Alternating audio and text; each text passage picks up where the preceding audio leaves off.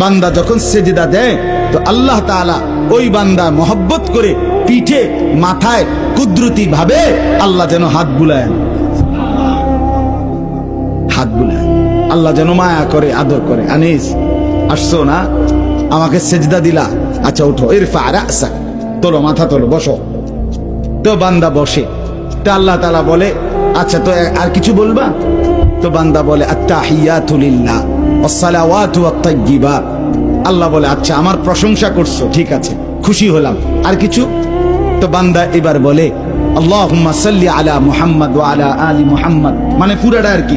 তো এবারে আল্লাহ বলে মাশাআল্লাহ, আমার বন্ধুর প্রতি দুরূদ পড়লা, আমি তাতেও খুশি হলাম, আর কিছু বলবা?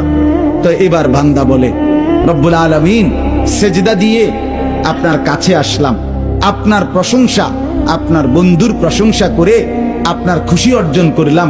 এইবার আমার মূল চাওয়া আছে, আল্লাহুম্মা ইন্নী যালামতু নাফসি যুলমান কাসীরা, আমি না বড় বেশি নাফরমান মাওলা, আমার গুনাহ অনেক বেশি, আমার পাপ অনেক বেশি, আমি খুব বেশি গুনাহ করেছি, আর আপনি ছাড়া আমার মাফ করার কেউ নাই। এখন আপনার এত কাছাকাছি হয়ে আমি আল্লাহ আপনার কাছে মাফ চাই, ফাগফিরলি মাগফিরাতাম মিন ইনদিক, আপনি আমারে মাফ করে দেন।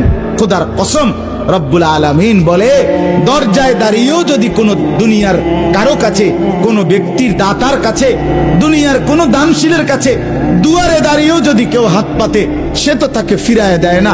আর আমি যার মাথায় হাত বুলাইলাম, মার পিঠে হাত বুলাইলাম, আমার এত কাছে আইনা বসাইলাম, তাকে আমি ফিরায় দেব কেন? যা তোকে মাফ করে দিলাম। এই জন্য নামাজের সালাম ফিরাইয়েই সে আবার হালকা আওয়াজের সাথে সাথে বলে আল্লাহু আকবার।